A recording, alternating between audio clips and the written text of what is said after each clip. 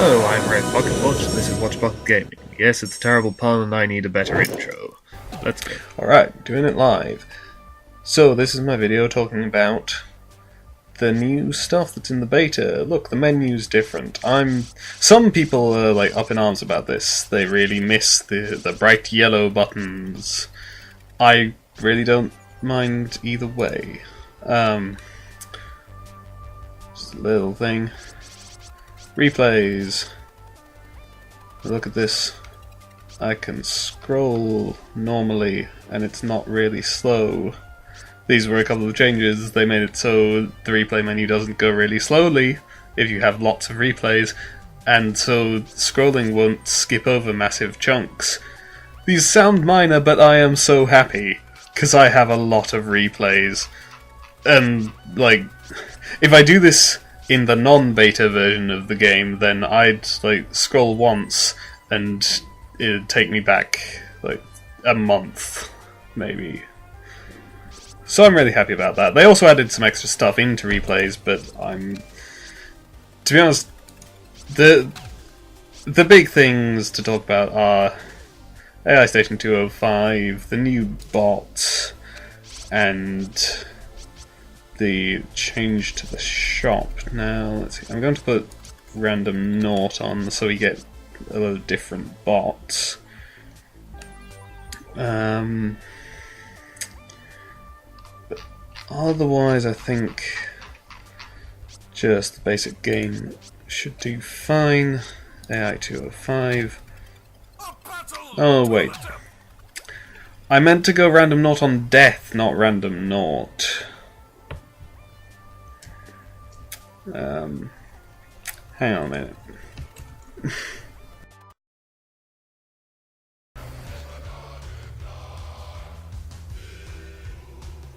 Okay. I've got the right settings this time. Random naught on death. So yeah, the solo drop is the same as on AI 404. So all looks familiar so far. But new shop, everything is available. This is really cool. Because like, well, for example, I'm Scolder. Fist bump. This is a really situational upgrade, but it can be really good, and I really like it.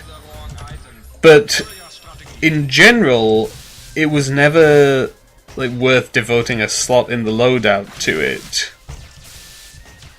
because you might come up against naughts against whom it would be useless. See, there's a Genji bot, and I can't hit him apparently. That's a thing. You may also notice that the Scolder's punches are making different noises. That's also a change, and he has different ones for different skins. So that's kind of interesting, but it's a fairly minor thing. But here we are. This is AI Station 205.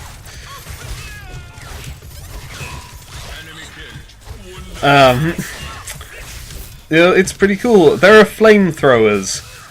It can be a bit problematic if you have a character who jumps decently high. You can, like, if you, just from down here, you can be jumping just kind of to dodge while fighting, and you'll go up into the flames. So that's maybe a bit of an issue, and a lot of people, me included, I think, feel that maybe the fire has a bit too much uptime. Damn, that knockback on the snipe. So, like, either the flamethrowers should fire less often or fire for less time.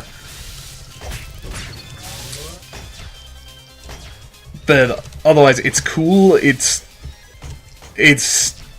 better than the gravity field, which messes up your platforming, and obviously platforming kind of a big deal in this game.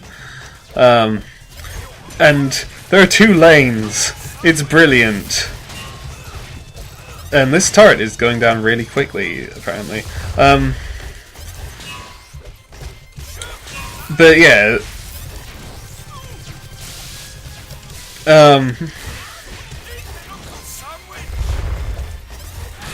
So yeah, the fact that there are 2 lanes obviously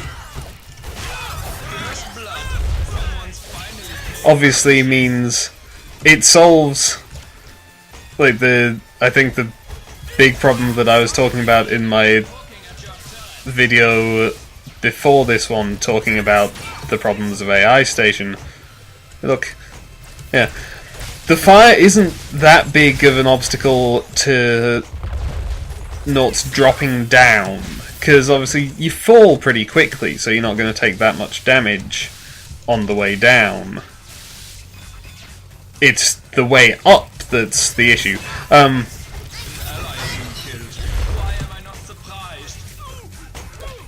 could have dropped down a bit better there. Oh no, 2 Awesomenauts. This 2 Awesomenauts and a Gnaw knot.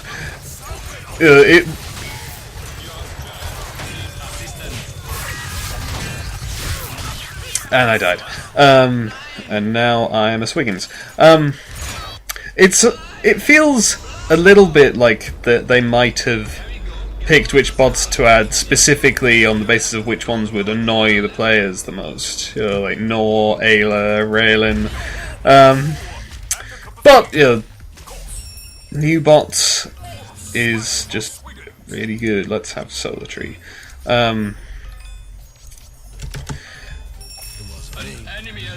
Yeah, solar items is definitely a thing that's going to be kind of different with the new shop system, all the items being available. Because obviously Solar Tree really is only useful if you buy it fairly early on. Because it takes... well, I suppose... no, it takes like 3 minutes to pay for itself.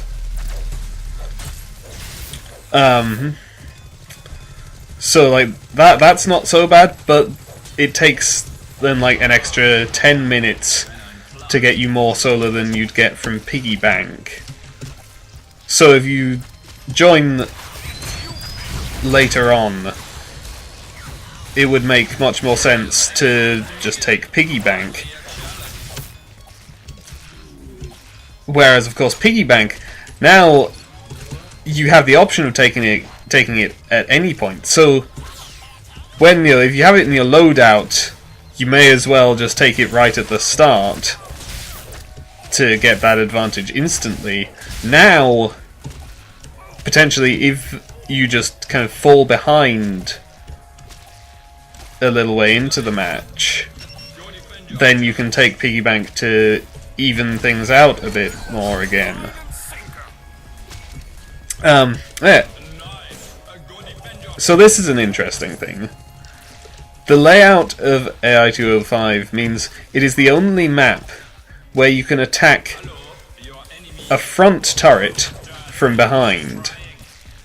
If you take down either of the front turrets, you can then attack the other front turret from behind. That was already kind of a thing with back turrets, potentially, because you could go around through the base. But in every other map... oh no, wait, Serona you could do it as well. But on Ribbit and Aguillon, there were barriers in the way. And I mean, even on Serona, it wasn't something that you generally do that much. Because it was kind of more cramped. Serona in general is a fairly open map, but if you want to go round past the bottom turret and round to the top turret, or vice versa, that's the much more closed part of the map.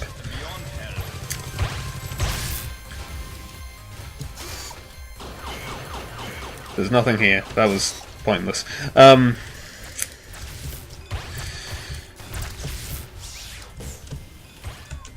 So that's an interesting thing. The flamethrowers, of course, are interesting. As I mentioned they're not really an obstacle to downward movement. I mean, you still have to like stop and think about it, I guess, but in general, you're going to be okay.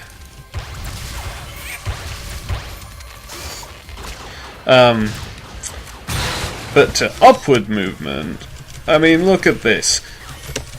Oh, yeah. See, I screwed that up. I was going to mention the health pack, of course, adds an extra sort of dimension to it. Because potentially you can take that health pack to heal up some of the damage you've taken, and then anyone chasing you through the fire obviously will not have access to the health pack because you just took it. So I think that's going to be potentially interesting. There's also a kind of interesting thing which some people have been questioning, where if you die to the fire, you don't drop any solar.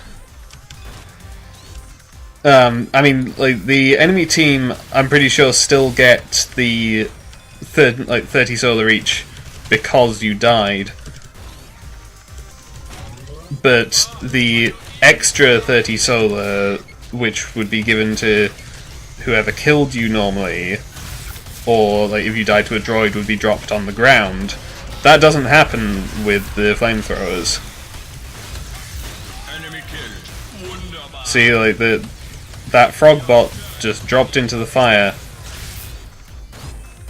and died, obviously. Didn't drop any solar in there.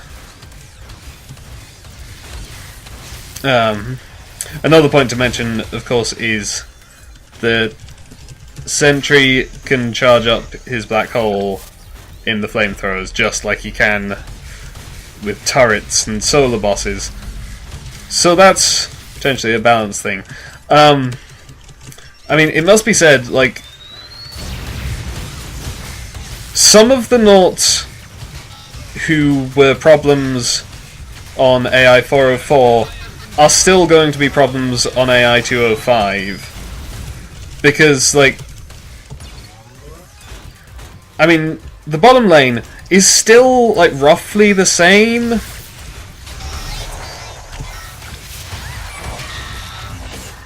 There are going to be less issues with, like, vertical movement. I unlocked Beacon and I haven't used it at all. Yeah, as a side note, you may have noticed the bot's definitely better, and that was really bad. I totally overshot. But Ayla bots.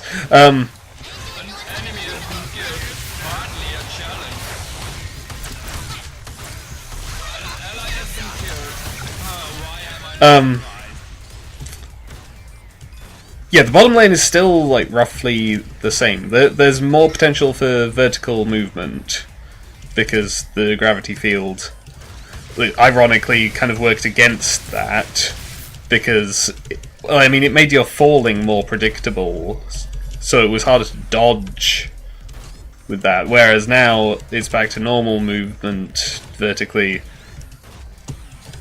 So you can drop down and then jump again to dodge attacks and so on. But in general, like, there's still the thing where the fire is up a decent amount of the time, so if you're down here, you're pretty much not switching lanes a fair amount of the time if you don't come back here to where the bounce pads are. Incidentally, the bounce pads, the fact that there are 3 bounce pads, I feel, is kind of superfluous. I mean, certainly the fact that there are 2 going in exactly the same direction, I feel, is superfluous.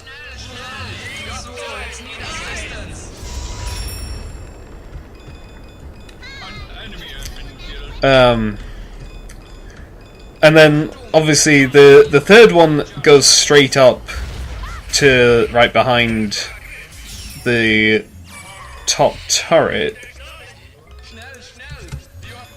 But then I kind of feel like you don't really need that. Because, oh wow. What? I couldn't move there. Right, yeah. Problem, the back turret, I actually didn't know the back turret on AI Station always had less health. The bottom back turret always had less health. It had like the same health as a front turret, whereas usually the back turrets have more. Oh yeah, I have to actually hold it down because I'm the host of the game.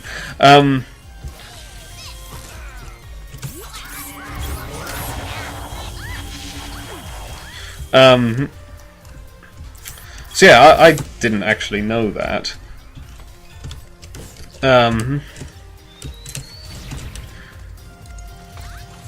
But yeah, so now it still has that reduced health. But on AI 404, that was okay because you only got the flying droids to that turret, no saw blades. Now you get saw blades there and flying droids. So it comes under more attack than the other turret does, and yet it still has less health. So that's a thing which kind of needs to be fixed. I was kind of talking about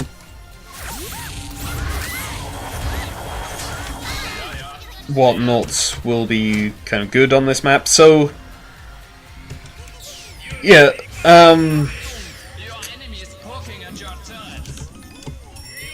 I mean, on AI Station, Yuri was always potentially good, because you could just, like, 404 that is, because you could just kind of drop mines in the middle, and these would wipe all the creep waves. And you could do it fairly safely from up here, and be difficult to challenge.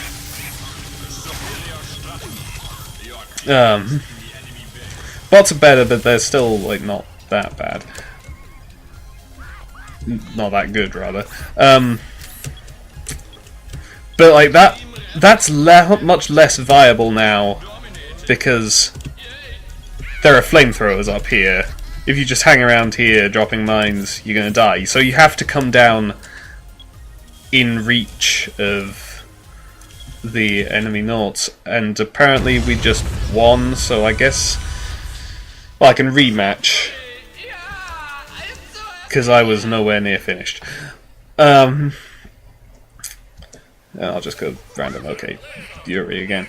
Yeah, it's a serious problem. The bottom back turret goes down so easily because you can just win really easily by going that way.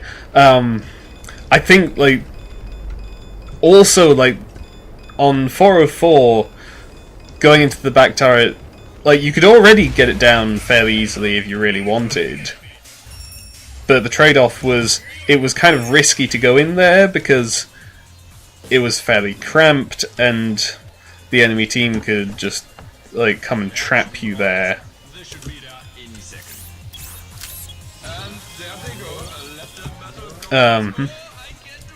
Whereas now it's much more open. The whole map is pretty open, to be honest.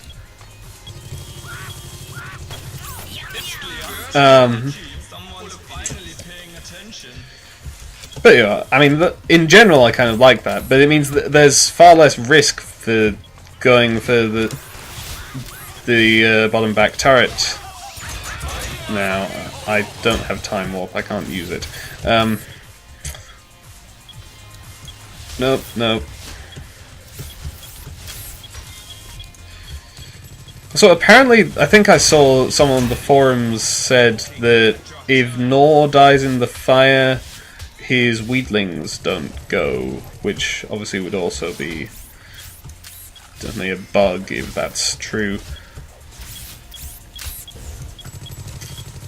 yes, Nort's like vertical mobility is going to be like pretty significant, obviously, because it allows you to switch up to the top lane quickly without having to retreat back behind your own turret.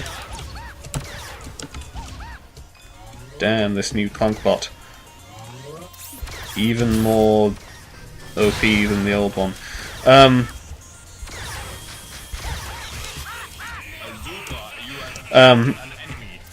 The bots like aren't even at their best on this map because obviously it's new and they haven't been specifically programmed with it, like pathing wise. I don't know exactly how this works, but I know that that's kind of a thing. But yes. So Yuri is not as great on here as he was on 404 because he can't fully take advantage of all this vertical space for fear of getting burnt to a crisp.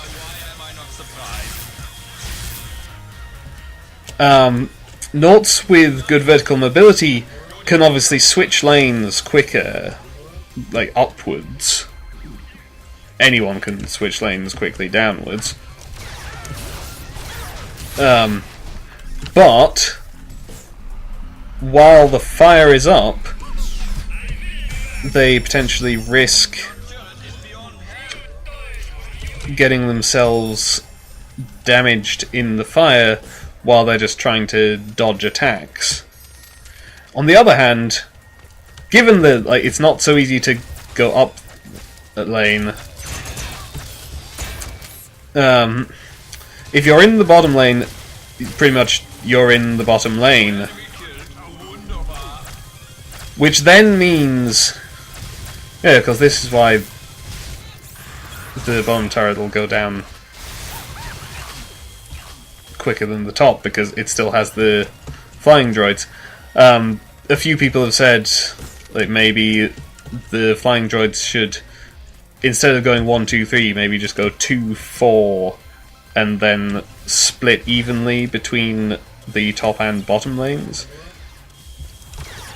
Or they should just be worked in as part of the regular droid waves, so you get 2 saw blades and 1 hummingbird. Yeah. But like some characters who were good on AI 404 tended to be the ones who were very linear. Like, say, Raelin, obviously the snipe is very linear. Scree, his saw blade, just goes left to right. Skolder potentially punches left to right. Throw is left to right. So I think they will potentially be pretty good in here, because it's very much like this is a straight line. Because of the fire, there's kind of a limit to how much you can dodge vertically. Obviously, Raelin is still good in here just because there is still no cover until you get all the way up to the top lane, which you still can't do very quickly. Unless you retreat behind your turret and take the bounce pads. And if you're behind your turret, then you're safe from Raelin anyway.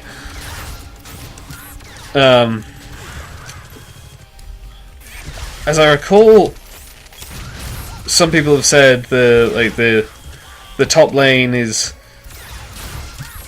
kind of too safe because there's health creeps right up here because this is where the jungle is now. It doesn't bother me particularly, but I definitely see how that may be another factor in making the top lane more difficult to push than the bottom, on top of Sawblade droids. But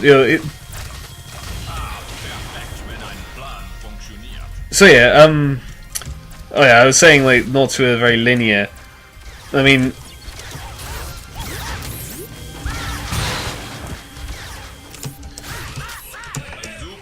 If you look at this lane, it's also fairly linear, but I suppose you can just nip up into the jungle to be sneaky. So, like, that is where a lot of the sort of tactics in this lane will come from, I imagine.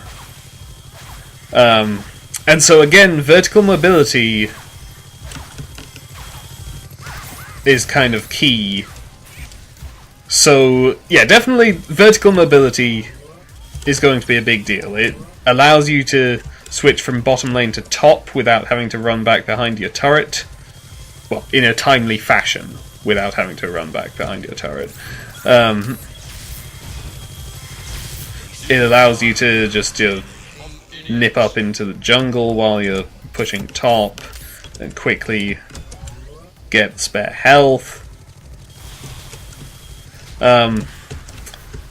Characters who do good like drop plays obviously will still be effective, because I mean potentially even more so because people will possibly expect it less when there's the fire up. Even though, like, as I've shown, it's fairly safe to just drop through the fire. I imagine that a lot of people, certainly in solo queue, will still be reluctant to do it and won't expect it.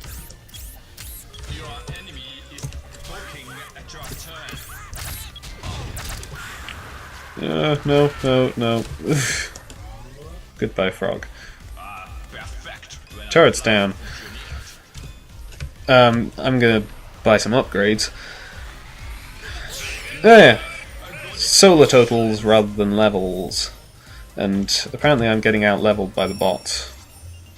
So that's a thing.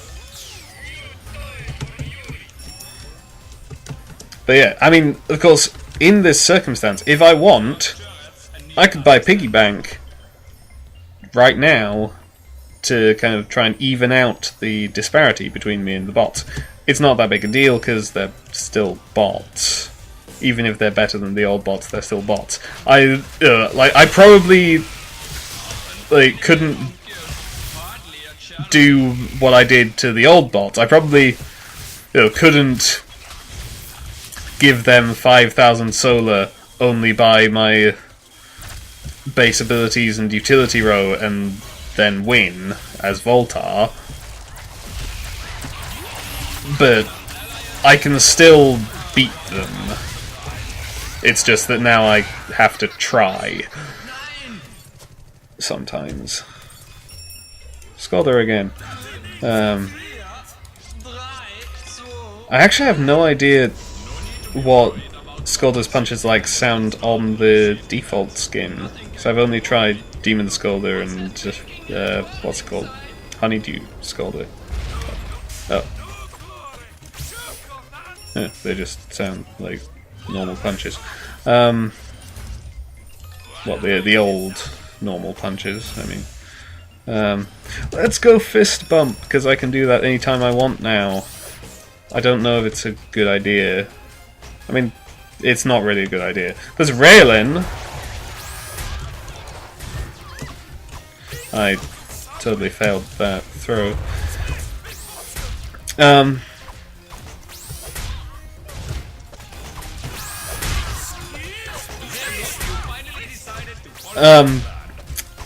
So yeah, like, I feel like Scalder will quite like this, because there's this much less vertical space for people to juke his throws in, and I suppose that there's potential for throwing people into the fire if you're like up here. Also, of course, Scalder has always been pretty threatening in terms of like drop tactics, and he can still do that. He can surprise people by he can't drop all the way down anymore. So that's a way in which it's different, because obviously they changed the platforms. Some people are saying that the platforms need to be more like jump friendly now that there's no gravity field to help out. I'm not entirely sure what they mean, because they're not the same platforms as they were when there was a gravity field. But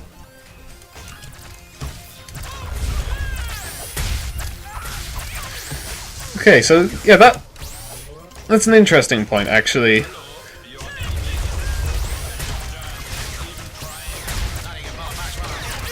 No, no, come back! Come back! No, I'm terrible. How did I fail to do that?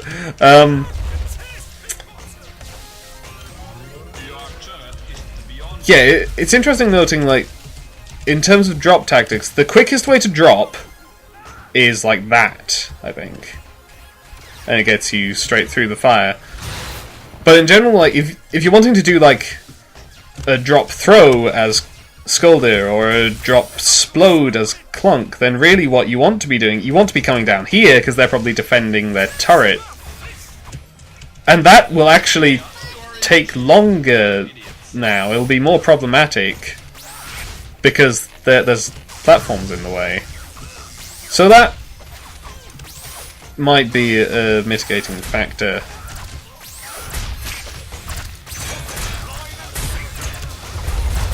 No!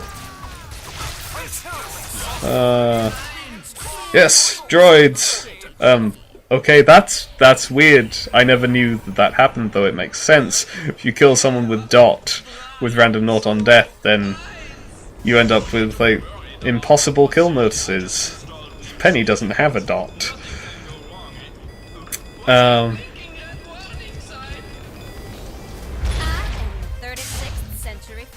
Yeah, so going back to talking about the shop, I suppose, like, this is an interesting one, because no, wait, whatever.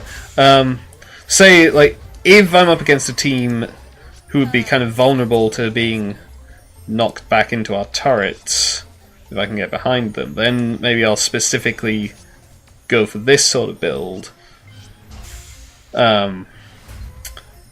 Or, you know, if I want to keep my distance, I can specifically go for Gun Penny, or range on Pulse can be kind of situational. Silence is only sometimes a big deal. This sort of thing.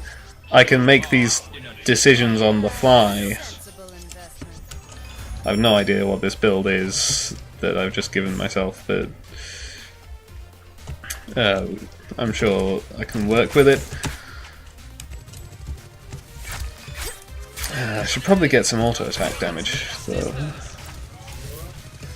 Man, it's been ages since I used the Ninetales badge.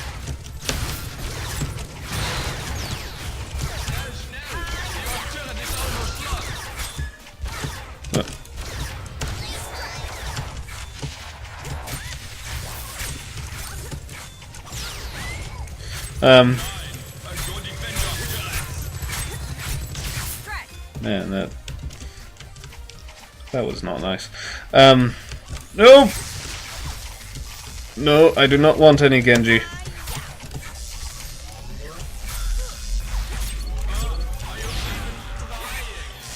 I don't know if I have much else to say about the map beyond, you know, I've said that they need to fix the thing with the bottom back turret, and some noughts that were good will still be good, but I mean that was obviously going to be a thing, because every map has some noughts that are better on it than others. It just won't be to the same extent. And this is a thing. Like, now, as a frog, if, say, there's a team of 3 flying characters, you don't have to buy Hammer Pants. Because, you know, obviously, in general, Hammer Pants is really good, but if all your enemies fly, then it's much more difficult to actually land it.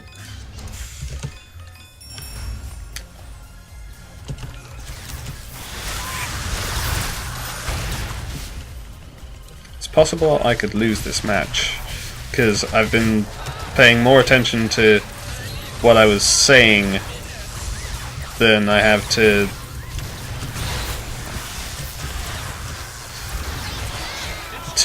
like actually playing the game.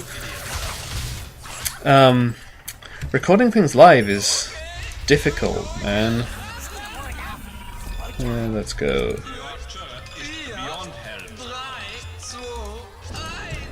Yeah, whatever.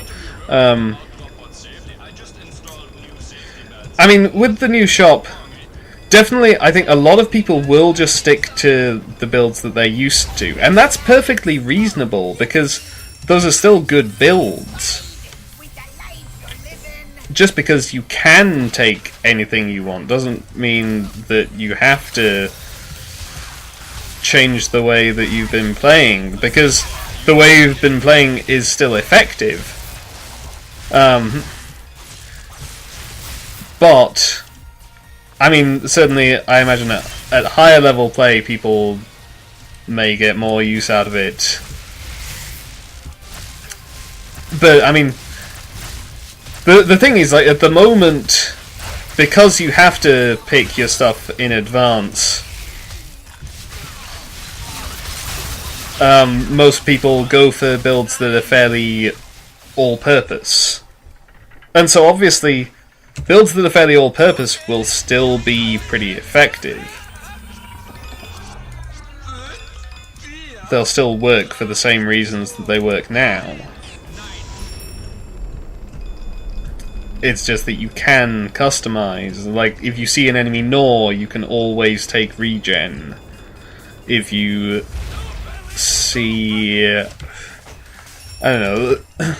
There's all sorts of stuff. If you're a frog, you can take Arbe only if there are a decent number of projectiles on the enemy team, and not if there aren't.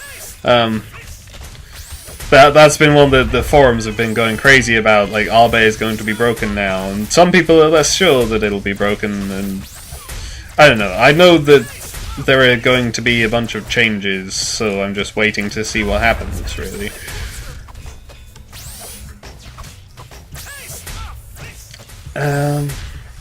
Yeah. Oh, yeah, that was a thing that I was saying in between being bad at Skulder.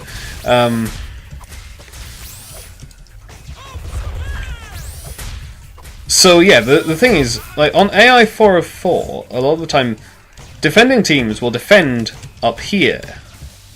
I mean, it's much easier, because, like, essentially, like, all this open space, this is what the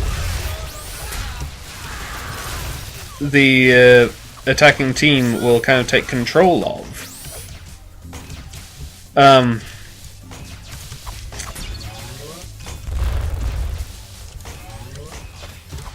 And, like... Wait, what? What the... I swear I threw that Swiggins, and nothing happened. I'm sure I clicked it. But yeah, because, like, you can defend in this area because it's, getting close to your turret, and it's hard for a team to push into that. And you can defend in here, I suppose, because it's getting close to your turret, and it's hard for a team to get into that.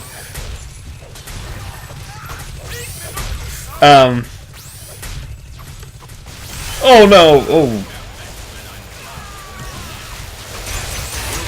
Right. But of course, before there was the factor where... I'm just going to go a more normal build this time.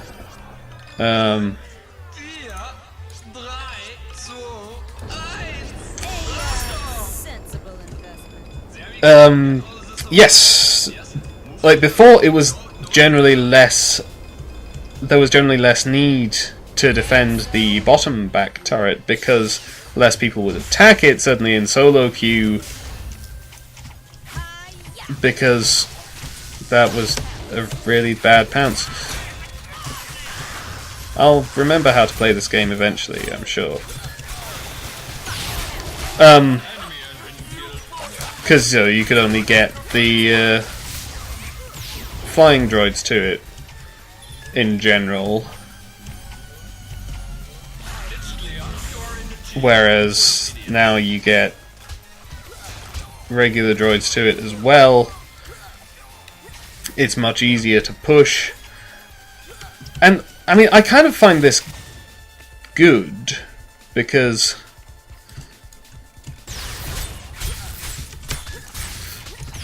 like, now people will actually defend their back turret sometimes. Bottom back turret, I mean. Where they pretty much never did before. But then the potential issue is the distance to get round from defending this turret to defending the bottom one is, I think, further than on any other map. Unless you go around in front, in which case you're putting yourself at risk.